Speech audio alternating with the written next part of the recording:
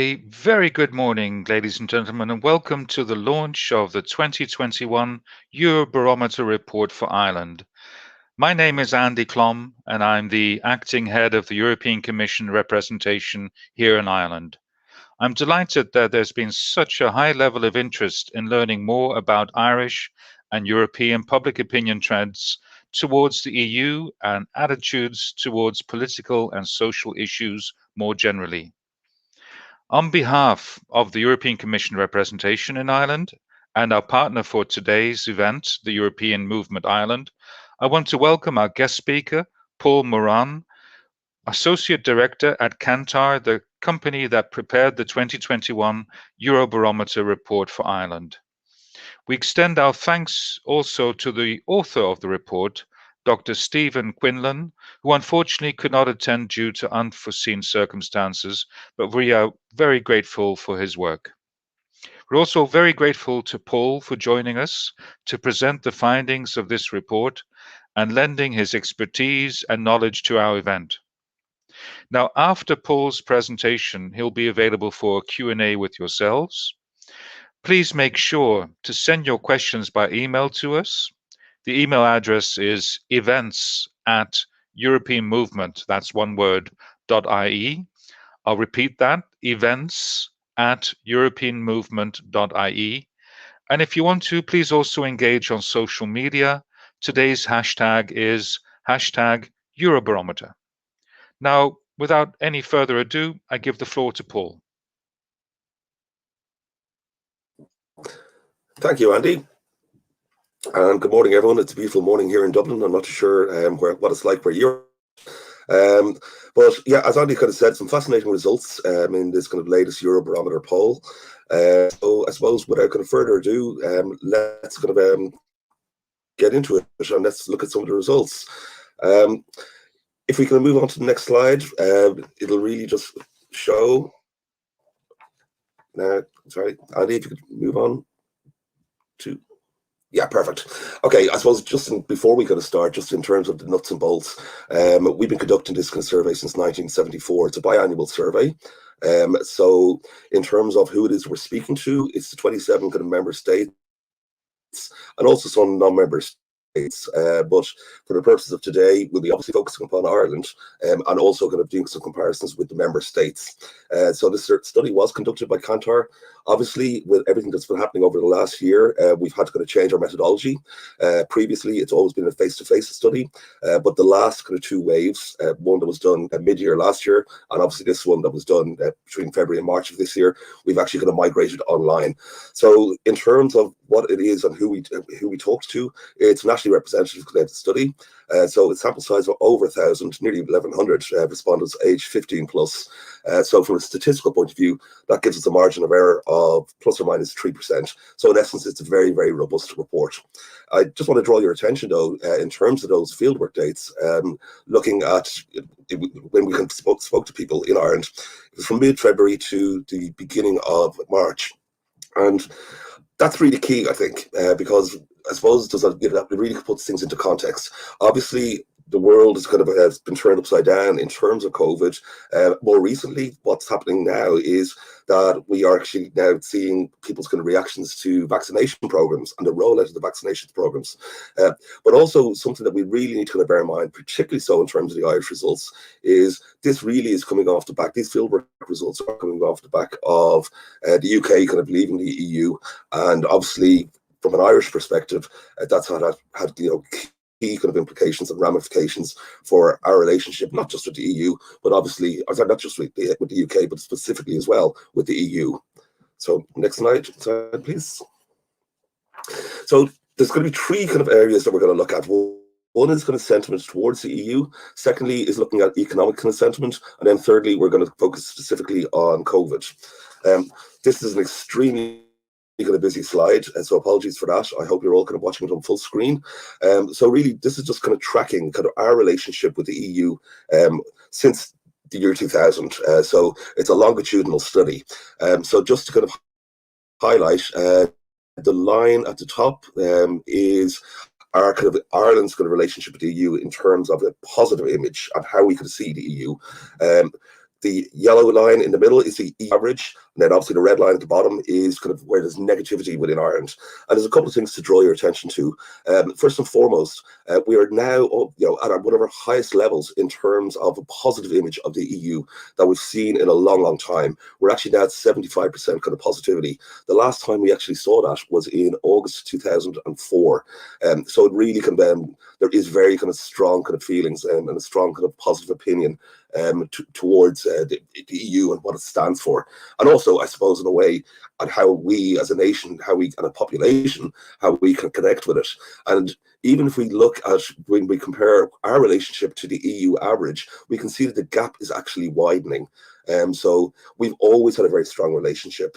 And to reiterate that, even when times were a little bit fraught, if we look back to where the lines diverge in and around the time when financial kind of crisis, for example, even at that stage, we kind of saw that we generally weren't actually any more negative than we were kind of positive.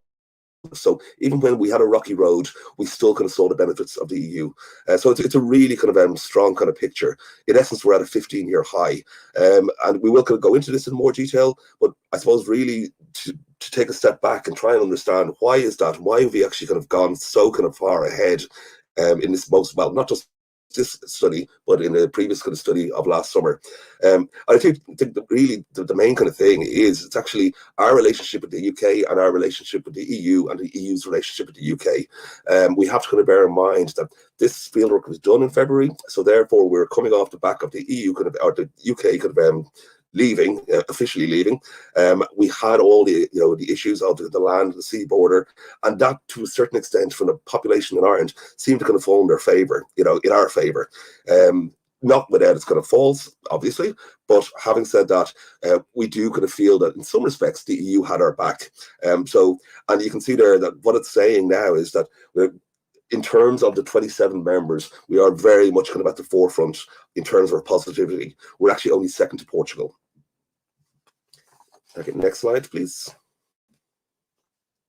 And I think that is really kind of reiterated when we could have asked a kind of question across the board, not just in Ireland, when we asked a question across all 27 members, do we kind of feel the EU is responsive to the interests of member states?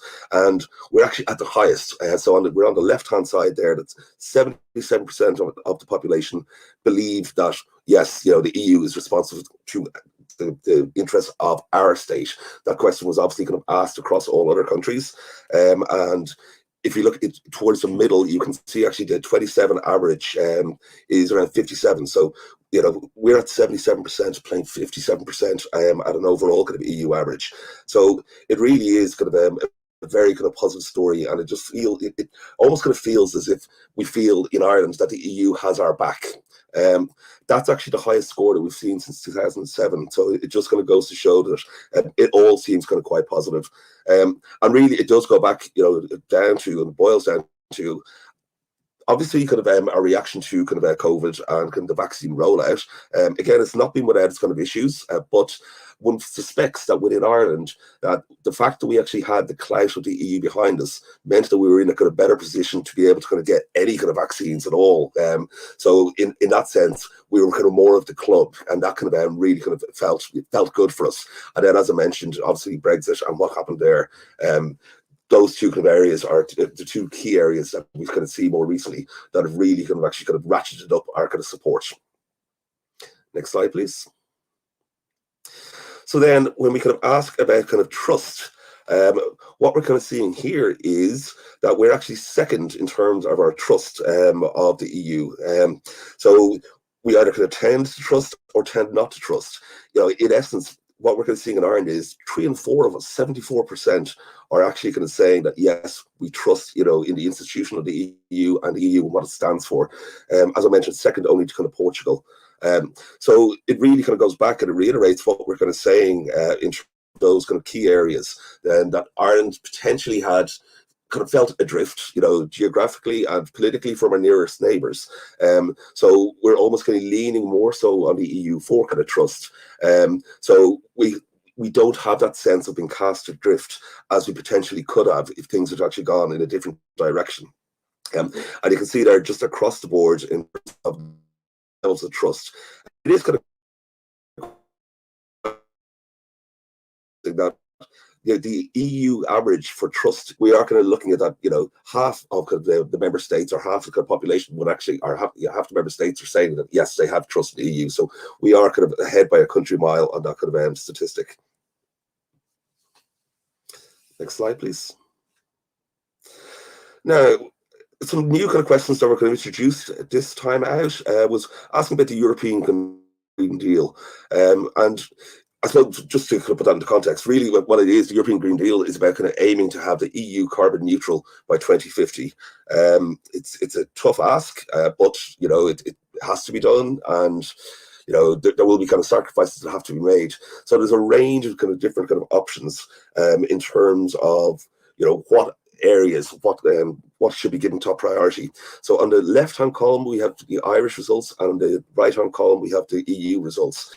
Now, by and large, Ireland is more likely to endorse each and nearly every single one of these kind of attributes or areas that we should be looking at in going carbon neutral by 2050.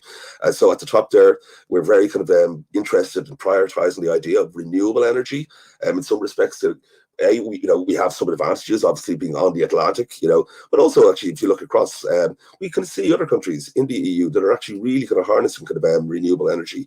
And from an Irish perspective, it may be something that we need to kind of look at what other countries are doing. And it is something that it definitely kind of resonates with the Irish population.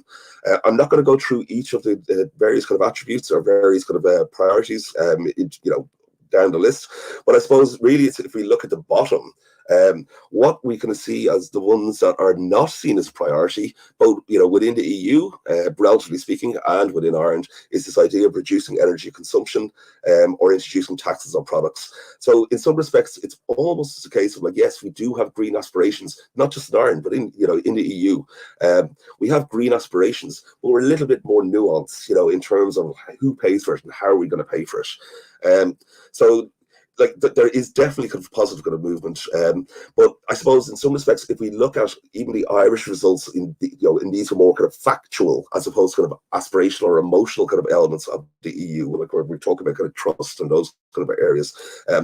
We're not as strong in terms of green credentials. We don't kind of see them as much, as a strength as in our relationship in general with the EU.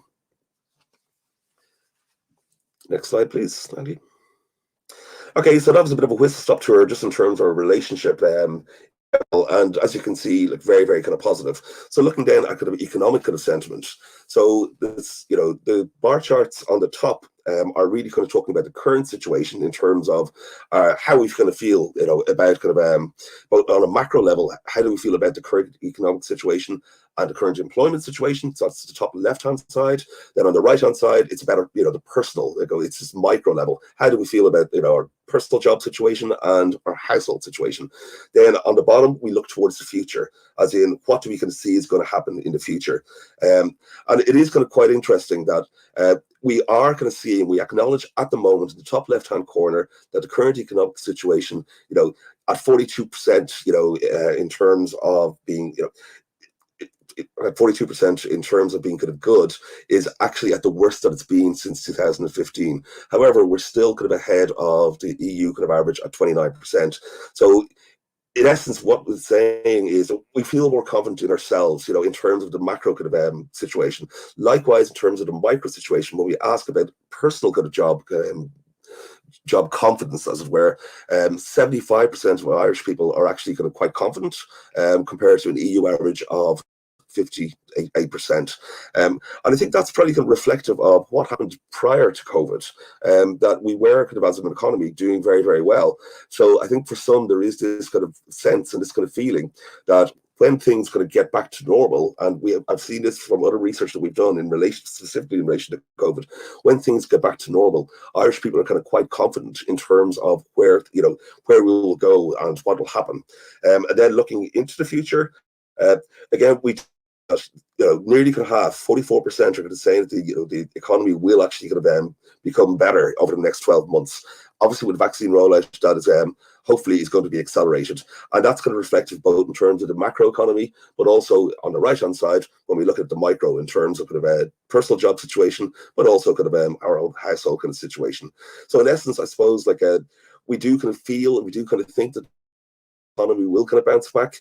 But we're also kind of a little bit realistic about it. We see that it will happen, but we mightn't necessarily kind of see the personal benefits. Okay, next slide, please. Okay, just a few kind of slides here, just in terms of our attitudes to COVID. And obviously, as I mentioned at the outset, COVID has really kind of shaken kind of things up. It's turned the world on its head to a certain extent. So I suppose first and foremost, when we kind of ask about, well, the restrictive measures that were put in place by all kind of various authorities across the member states. Now, obviously, in some kind of states, things are done differently. Some of the measures and the restrictions were kind of more strident or more stricter than others. But in terms of agreement and whether they were justified or not, it's quite interesting actually that we are second in terms of 88% of the Irish kind of population believe and agree that actually, the restrictive measures that were kind of taken were either absolutely justified or somewhat justified. So there is strong support. As I said, if you compare that to the EU average, it's at kind of 73%, which is still quite high. So I suppose if we're going to look generally across the 27 countries, like we may not have liked it, we may not have appreciated it, but we actually acknowledged that it had to be done. So like that 70% across all 27 states, is kind of quite high. It's quite curious to see that Ireland, who had, certainly in the more recent kind of past, has had more restrictive measures in place than most, is second only to Sweden, who arguably had actually a different kind of approach altogether. So we're just lagging slightly behind Sweden, but so two different approaches, but yet we're still kind of in agreement that the measures taken in each kind of jurisdiction were appropriate. It is quite interesting what I said about kind of that average. We do have a couple of outliers on the right-hand side. So if we kind of look at kind of Slovenia, only 1% in terms of agreement that the restrictive measures were appropriate, otherwise Latvia at 43%. So they are actually going to bring down that EU average. It should be up to around, kind of say, 75, 76%, all things being equal. As I said, those two kind of member states do seem to be a little bit of an outlier in terms of kind of agreement with that kind of sentiment. Next slide, please.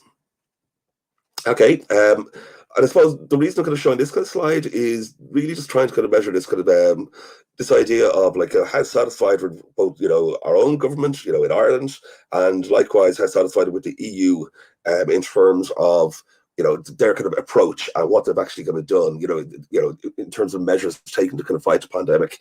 And really, I suppose the reason I'm actually kind of showing these kind of figures here, we talk about like restrictive measures, like they were kind of they needed to be taken, but are we kind of satisfied with them? We're a little bit more nuanced about that. So what we're kind of seeing here in Ireland is, our appraisal of our national government is that 53, just over half, 53%, were actually in favour of the measures taken, which is, as you can see, above the EU average. That actually kind of reflects that, Ireland is actually sixth in terms, the Irish government was sixth in terms of satisfaction. Then when we look at kind of the European average, our attitudes towards the European Union and their kind of measures and how they could have reacted to COVID. Again, slightly kind of higher kind of levels of endorsement, both in Ireland and across the board.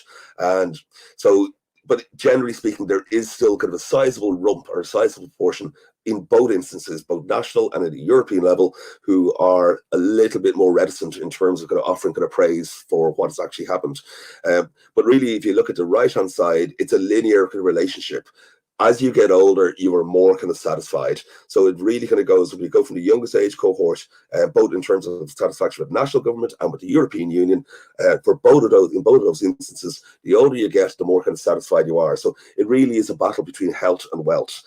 Older kind of people are kind of looking at it, they've been cocooning, they're looking at it from the point of view of obviously looking after themselves, justifiably so. Whereas kind of the younger people who we know across Europe and in Ireland have been disproportionately hit from from a financial point of view, more likely to have lost their jobs, given the state, the position they would be, within their career and their career path. So from those points of view, it really has hit them badly. Next slide, please. So I suppose there's another kind of way to look at this is, trust in terms of, do we trust the EU to kind of make the right decisions in the future towards kind of coronavirus? And so what we're kind of seeing here is we're pretty, well, I wouldn't say mid-table. We are around 7 or 8 left. 70% of us in Ireland, we're not as sure-footed in this measure, looking towards the future. But in essence, they're still kind of sizable and healthy kind of majority. 70% actually do kind of trust the EU to kind of make the right decisions, looking to the future. That compares with the EU average, EU 27 at 59%. So we're still significantly ahead. And I suppose really, if you're going to draw a line, the measures are a little bit more nuanced. We're not as kind of strident. Most countries aren't strident in terms of this idea of kind of trust to the future.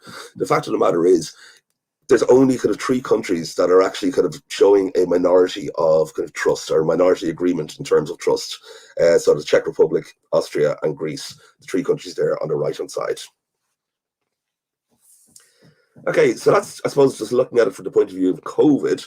Then when we look at it from the point of view of vaccinations, and obviously there's been a lot of kind of talk and a lot of debate, shall we say, in many kind of member states and also at a kind of European-wide level, just in terms of kind of vaccine and vaccine rollout.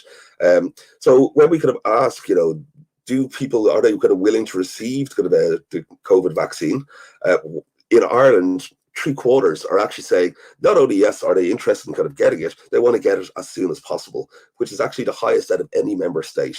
So 74% are actually kind of saying yes, if it's offered to them or if it's available, if and when it's available, they will take it as soon as possible. And then on top of that, we also going to have the proportion of kind of saying that they will kind of get it sometime in the future. You could add on another kind of 12% to that.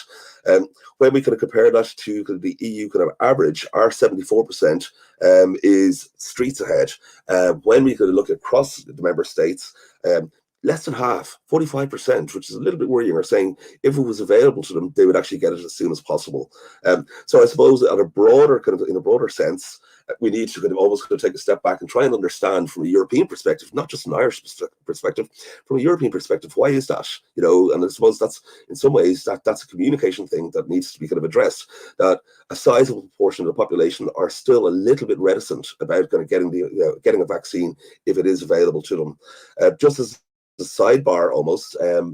Another kind of statistic I came across is, specific to Ireland, that when asked, do you understand why people why they potentially would refuse a vaccine, 2 in 3, 66% are actually saying no, they do not understand why that would kind of happen, why somebody would refuse a vaccine.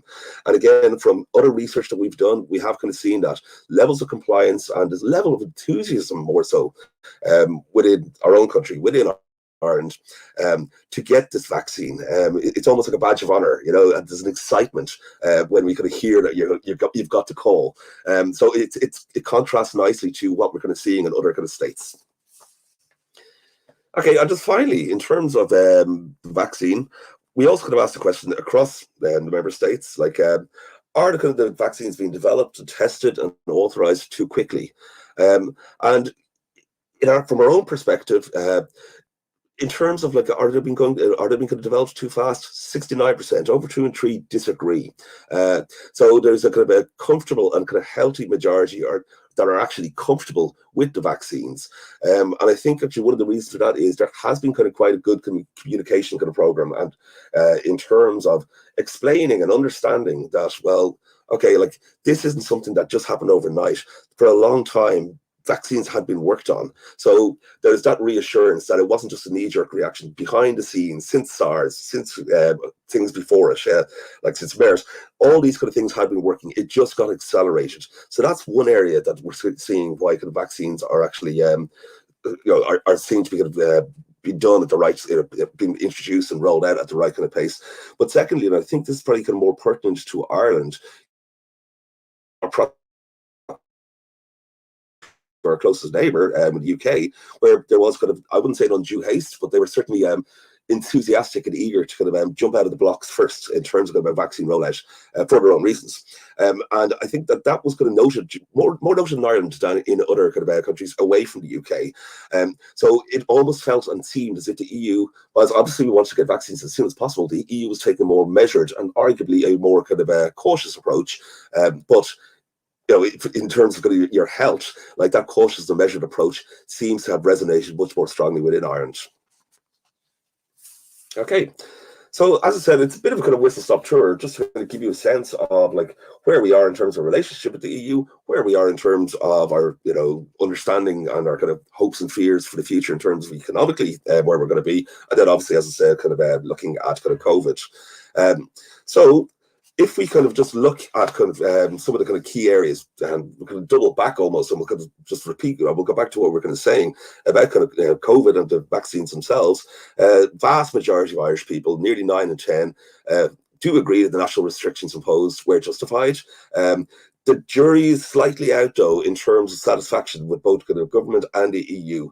And to a certain extent, that is understandable. Like, if you have, up until recently, like a quarter of the population that were actually on some kind of unemployment benefit as a result of the pandemic, it makes sense that, like, it's not going to be kind of everyone's cup of tea. We're all kind of lucky enough to be able to actually sit here in front of a screen. A lot of people, unfortunately, didn't have that kind of luxury.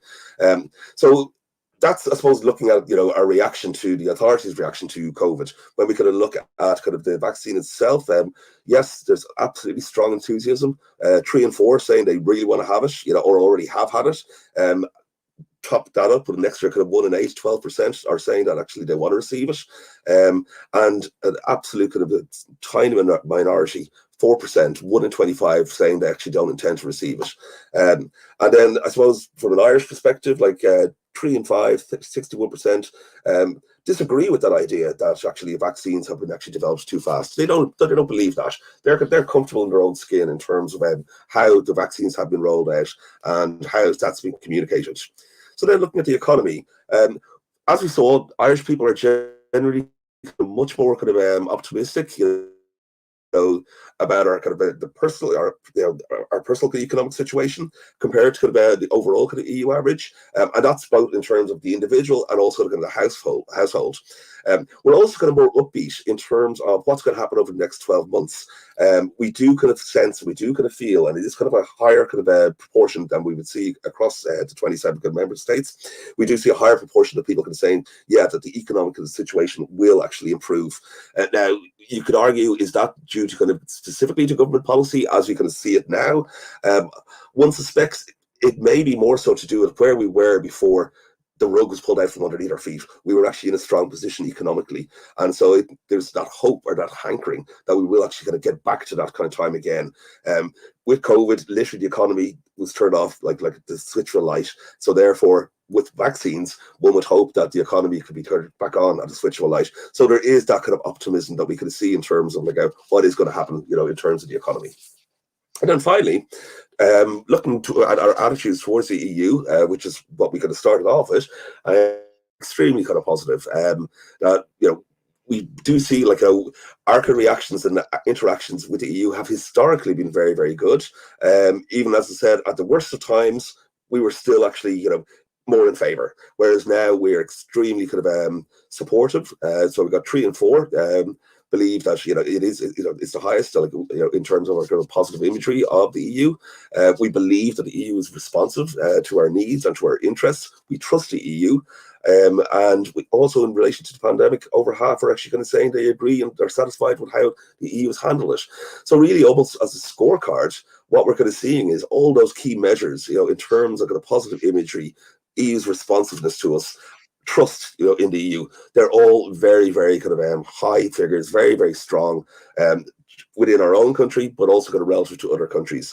I suppose there is one qualification that that's looking at it at an overall level, almost like top 2 box. Some of the positivity is kind of soft, but the fact of the matter is, when you kind of aggregate it up, there is no doubt that within the kind of broader scheme of things, Ireland and the EU's relationship is very, very strong, and stronger, arguably, well, certainly the statistics back it up, stronger than most countries within the EU.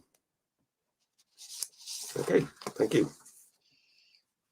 Okay, thank you very much, Paul. That was an excellent presentation and a great analysis. I think there's a lot to take away from this report, and it's very encouraging that here in Ireland, in the face of a global pandemic, people still remain so positive about the EU. Now, we have a number of Mm. questions for Paul, but please continue to send us more. And the email address is events@europeanmovement.ie. And Paul, I'd like to go into a first question about that very Mhm. positive sentiment in Ireland here towards the EU, where 75% of people have that positive image, even during the Mhm. pandemic, when individually people were experiencing so many challenges. If you look at other comparatively small countries like Cyprus, they have a much more Mm. negative Mm. view. How do you explain that? Um, yeah, I suppose in the context of smaller countries, I think that may be the key. Our traditional kind of hinterland, the UK, um, that has been kind of cut off to a certain extent. Whereas most smaller countries generally have a big brother, whether it's a good relationship or a bad relationship. Um, I think actually that because we don't actually have the UK, we're a little bit kind of cut adrift. So therefore, we need to kind of look closer to the EU, and I think that's really what's kind of happening. And we kind of saw that economically, but also like in the face of a pandemic, that the Mhm. EU or the UK were always going to be looking after themselves, which is absolutely their right. So we needed to kind of look to the EU to kind of to fight our corner, and I think that was amplified by the fact that we were always having to look across and over the UK, so to look out for us as a small country. Okay. Maybe a question related to the same topic coming from Adrian Palm, the ambassador of the Netherlands. He's talking about the increasing differentiation in support for the EU in his own country, the Netherlands, where people with a higher education, let's say the Mhm. haves, are much more in favor of the EU, and people with Yeah. a lower level of education, the have-nots, give very little support. And facing the challenges we're Mm. heading towards, like the greening of our economy, the digital economy. Mm. He's asking, how can you ensure that the poorer and less educated parts of society this time will see and feel the benefits of EU membership rather than the costs of being a net contributor, a net payer into the EU budget like Ireland is. Yeah, and it's an interesting point, and we actually see the same in Ireland, just in terms of when you look at it from a socioeconomic point of view, the higher up you are in terms of social grades, as it were, there is more kind of support for the EU, and that's gone back. I remember kind of years ago doing kind of research to try to understand why Lisbon wasn't wasn't passed or wasn't ratified. The Lisbon Treaty wasn't ratified the first time around. And again, I see that, there is that disconnect. And I think it's not just a job, that disconnect in terms of those lower down the socioeconomic ladder. It's not just a job specifically for the EU. It's a job for local, national government as well. And it's a communications job. And I think certainly like, when we kind of talk about, say, for instance, like, aiming towards kind of carbon neutral kind of 2050, yeah, Mhm. there is going to be a lot of pain there, and we already kind of see that in terms of those kind of figures that people were a little bit more nuanced, but they're across the EU and in Ireland in terms of well, when you have to kind of put your money where your mouth is, and Yeah. unfortunately, that's going to actually disproportionately hit those who have less disposable income. So Mhm. it's a communication kind of thing, and also like as from an EU, but specifically from a national government perspective, it's a communication point of view, but it's one of those kind of things that there needs to be kind of safety nets that in terms of if you're introducing, for example, like say carbon taxes, that's going to kind of it's going to disproportionately affect certain proportions of the population, lower down the socioeconomic ladder, older people. So it really is, it's how you manage that and it's how you communicate that. It has to be done. It's a necessary evil, but it's really making sure that nobody is left behind. And that really is about kind of communications and trying to kind of get people to understand the reasons why. Like it's not a tax grab, you know? Mm. So what you're saying is that communications effort is a joint effort. It's Yeah. shared ownership, both EU level and Mm. national level, national government that needs Yeah. to step in and take ownership. Absolutely. Otherwise, the alternative is if it kind of comes, if it's seen to be coming from the EU, that's very kind of easy then for a national government to kind of say, well, look, nothing to do with me, you know. Mm.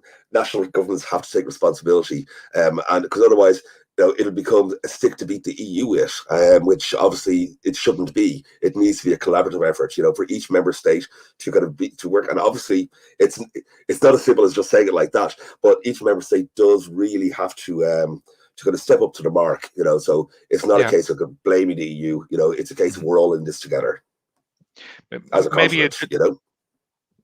thanks, Paul. Maybe a different question about the economy. I mean, it's clear that the economic impact of COVID-19 has been significant, Mm, but there's still, so much optimism for the future.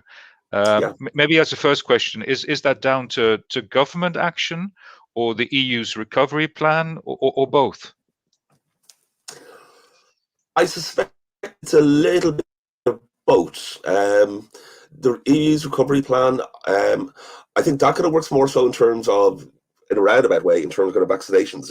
I'm talking from an Irish perspective. So Yes. that's where they're going to see that kind of rolling out. In terms of the government plans, uh, I I think that the government are in a strong position, you know, domestically, uh, from an economic point of view, because of, as I said, the switch was kind of turned off, you know, with COVID. But prior to Hmm. that, you know, up until February of last year, you know, we were in an extremely kind of strong position. So there is this kind of optimism that that will actually kind of bounce back. So you could argue, is that a result of government policy? Some of it is, but the economy was on actually a very strong standing anyway. So I think, yeah, like from that economic point of view, like there is, you know, from an Irish perspective, yeah, we were in a good place anyway. But I think the EU's role in terms of kind of turning or helping the economy, both in Ireland and elsewhere, to turn around, is the vaccine rollout. That's, I think, is going to be the most kind of, that's the lens that most kind of consumers will actually kind of see the EU's kind of actions through. Yeah. Yeah. And let's get back to that in a few moments, but still to Mm, continue with the theme of the economy. I mean, in the conclusions you presented, a very mhm, high percentage of confidence, from a personal household point of view, up to mm, 83%. yeah. But, in terms of the general economy, roughly speaking, around about 40%. How would Mm. you, explain that difference or discrepancy? It's a funny one. I think like households, it's a real case of haves and have-nots, and I actually could refer to it there like we're all kind of lucky enough to be sitting here on our screens at home, you know. Hmm. So households can actually kind of mask actually what's kind of happening in terms of the individual. 75% of people actually haven't been affected by kind of COVID, you know, from an economic point of view. So, and that kind of tallies quite well, you know, what we're kind of seeing, you know, in terms of kind of households. We do kind of see, obviously, that the economy is a different kettle of fish because, you know, it's the same with any kind of country within the EU. We've had to kind of step up to the mark, you know, in Ireland and like elsewhere, like the government and administrations in general have to step up to the mark in terms of, you know, dealing with, a pandemic that we haven't seen in 100 years and doing kind of things from a fiscal point of view that would, you know, if you were to turn around kind of 15 months ago or say 18 Hmm. months ago, would, you know, you'd be laughed at, you know. But everybody had to kind of change, everyone had to do things differently and think outside the box.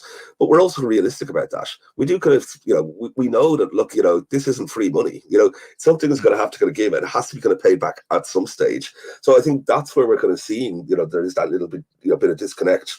As I said, we've actually got to track, you know, Kantar and Dublin here have kind of tracked what's going to be happening, you know, with COVID over, you know, sentiment with COVID.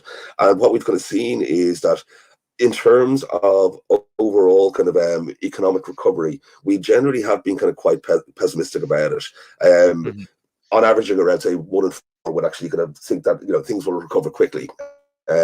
So that in mind, we are in our last kind of piece of research, which actually was done around this time, we began to see kind of green shoots for the first time. So yeah, look, pragmatic about it, you know, just in terms of it's not free money, you know, there's something coming down the road. Yeah. Yeah. Okay, well, let's switch to that question of vaccinations and vaccines, because Mm, you've indicated, well, in the report, there's great enthusiasm for vaccination in Ireland, up to mm, 74%. yeah. But recent media reports say that here in Ireland, the vaccine take up is slowing down. I mean, there's more hesitancy. Is the general public shifting, and is it shifting so fast that the data of this report couldn't catch up with it? I think there's actually two parts to that kind of question. Is the uptake kind of slowing down? I suspect that's just kind of more so to do with demography. In terms of, we started off at the highly kind of vulnerable, so you're going into kind of hospitals, into kind of nursing homes, and as we're working down, and we're going to see that throughout the results, even in terms of like older people are actually looking more so from a health point of view, younger people looking from a wealth point of view. So if you focus on those older people looking from a health point of view, they're absolutely more likely to be kind of top of the queue and top of the line in terms of kind of getting vaccines. I don't know how much it is slowing down. I suspect, okay, you will see some kind of degradation of the numbers, but I don't think it's a case of that people are turning their backs on vaccines by any kind of stretch of the imagination. Anecdotally, you're actually going to hear that, well, look, it is a case of, like, I've got my call for next week or next month, and as I said, it's almost like a badge of honor, but it's not going to be at that same level as we see with the very elderly or the very, very vulnerable. And then your second kind of point was, is the data or are things moving too fast? Things are moving fast. There's absolutely no doubt about that. So is the data out of date? No. Obviously, it's a point in time. We do have to bear in mind and recognise that it is very much a fluid situation, week to week, month to month. But I suspect that it's not so much that the data is out of date. I think it's more a case of, as I said, that's this idea of demography, and that's actually going to influence those levels of uptake. Yeah, there's a related question we received from Moran, who's asking about the polling done was before the blood clotting issues that were raised with AstraZeneca and the Janssen vaccines, and that being discussed in the media. Do you think that the positivity in Ireland towards the vaccine has declined since? No, I don't think so. And obviously, I can't kind of speak, I can't speak for the nation. But having said that, no, I don't think so. Like it's in some ways, I think a lot of people in Ireland probably kind of found it reassuring that due diligence was being paid. That, okay, if there were any kind of issues, and it was kind of communicated quite well. Okay, yes, obviously some people were going to be affected more so than ever, or more so than others. But the fact of the matter is that, like, it was affecting a minuscule proportion of the population that would have been at risk, but there was transparency there. It was to say, well, look, this is the reason we're doing this. And with vaccines are very, very emotive, at the best of times. And so the best way and the only way that this vaccination kind of program could be rolled out, given again the undue haste, because we had no other kind of we had no other option, but given that kind of haste, like, transparency was key.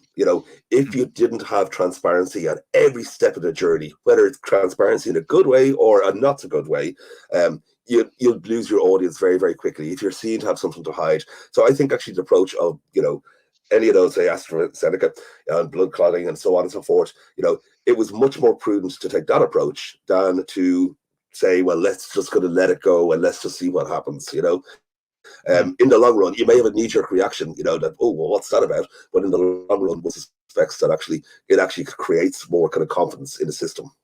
Yeah. So the press giving so much attention to these concerns actually reinforces transparency and trust among the people. Yeah. Yeah, I think so. Yeah.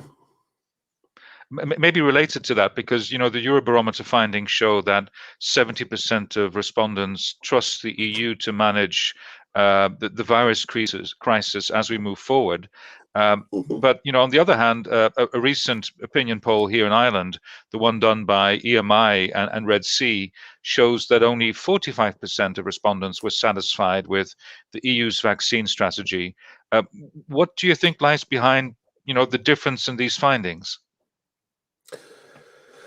I suppose it's trust and satisfaction. They're two different questions.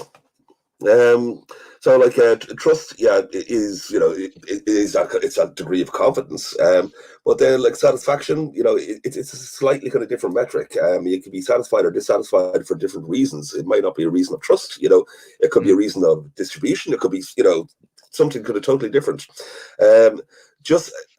something again. Actually, it was something that we could have did, as I said, like at the time of when this piece of research was in field, we had, as I've referred to, our bespoke kind of COVID kind of tracker that we've been doing since last kind of March, and we asked a similar, not a similar question, but at that stage, obviously there was a bit of a kind of controversy in terms of the rollout of the vaccines and the delays in rollout of the vaccines. And when we could have asked the kind of question, well, like, who do you kind of is most to blame? 24% said the EU, because obviously the EU were actually, putting those kind of procedures in place to make sure that, things were done right, and questioning, companies if they weren't actually going to stepping up to the mark. So 24% of Ireland were kind of saying, okay, it's the EU to blame, but 29% said it's the Irish government to blame, and 39% said it was the drugs manufacturers. So, like, people were quite clear in terms of, they're not necessarily going to blame the EU. Like, there's other kind of things at play here. But I suppose the EU is actually kind of standing up and making sure that, as I said, this idea of transparency and making sure that things are done correctly. Okay, well, let's move on to a next question, because and maybe this is a bit more historic, regarding the Eurobarometer survey itself.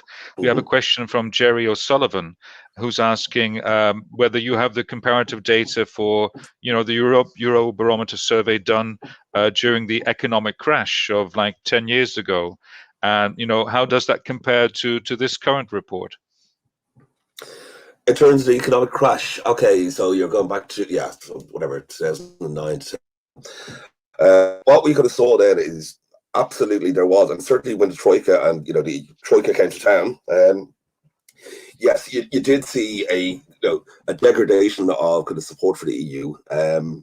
But at not any one point, even when we were in the darkest hours, of our economic kind of crash, not at any one point did the lines kind of diverge, so that there was people actually say, in terms of kind of our relationship with the EU, there was always more positive than negative. That's not to say they came very, very close, but just in terms of kind of reaching over, like, we were still like, okay, a lot of us sat on the fence, but if you just do a kind of straightforward shootout between kind of negativity and positivity, negativity never kind of actually won out, even in those kind of dark economic times. Okay, and in that respect, I remember one of the first graphs you showed us in the presentation showed that, the positive view of the EU and Ireland was at a sort of a all-time high compared to, like, even 15 years ago. I think the highest point was in 2004. Exactly, yeah. I mean, where yes? No, sorry, carry on. No, where do you think we'll be moving forward to, let's say next year? Interesting question. It's difficult to say. I my own kind of personal opinion is, I think we're actually at a high mark. It's not going to, unless something kind of absolutely unforeseen happens, I can't imagine that anything will change dramatically. But the reason I say that kind of high watermark is it's specific to what's happened with kind of Brexit and the negotiations, and the fact that Ireland kind of got that bounce. And if it was Ireland negotiating against the UK, it would have been totally different. But the fact that we actually had the EU behind us, and obviously that's been playing out over the last kind of couple of years, as we know. But it was almost like, that trying to kind of get that deal across the line and for the UK to kind of officially leave all the way through. Like, there was always, for some, and I've done kind of opinion polls on this, for some there was always that kind of nagging doubt that, okay, are we going to be thrown under a bus at some stage? It didn't happen.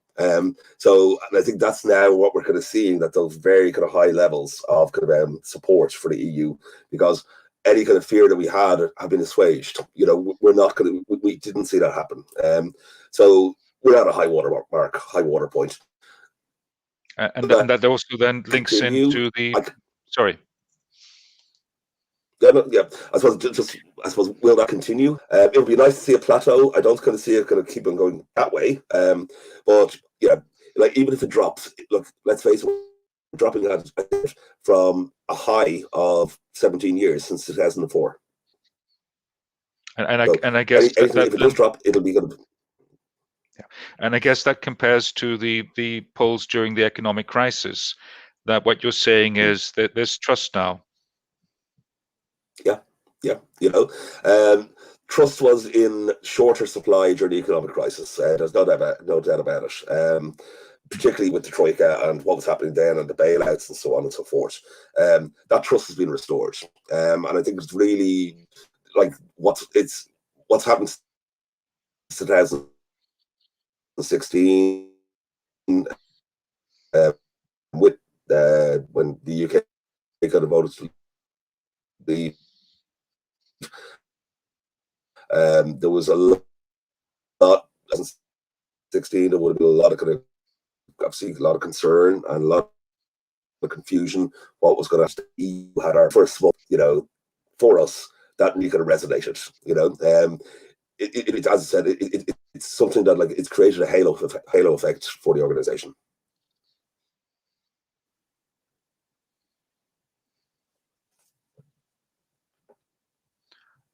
Okay, Paul.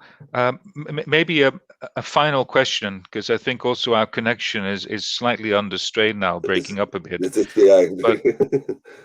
But a final question. I mean, in that graph you showed us that Ireland is the number 2 in terms of top position in its support for the EU, with Portugal being at number 1. And I know you've been concentrating on the Ireland report for the Eurobarometer, but Portugal currently has the presidency of the EU. What explains their support even beyond that of the Irish? I think you just hit the nail on the head. You tend to see a bounce when there's a sense of national pride when the national kind of government is holding the presidency of the EU. We've seen that in our own, like anytime that Ireland has actually kind of held the EU presidency, there is a sense of national pride. So I suspect that's what's going to happen in the Portuguese situation. Okay. Well, Paul, thank you once again for that excellent presentation and your willingness to also engage in questions with the audience. Also, thank you to your colleagues at Kantar for the contribution to today's event. My thanks go out to you, our audience, for joining us today and joining us also in the Q&A. And a final word of thanks I would like to give to the great team at European Movement Ireland for all their work in realizing this event. Now, for all of you that are interested or have become interested in the Eurobarometer because of this event, you're welcome to read the full report, and it's available on our website. That's www.euireland.ie. I'll repeat that, www.euireland.ie. Thank you very much. Have a great day and a good read of the report. Thank you. Thank you.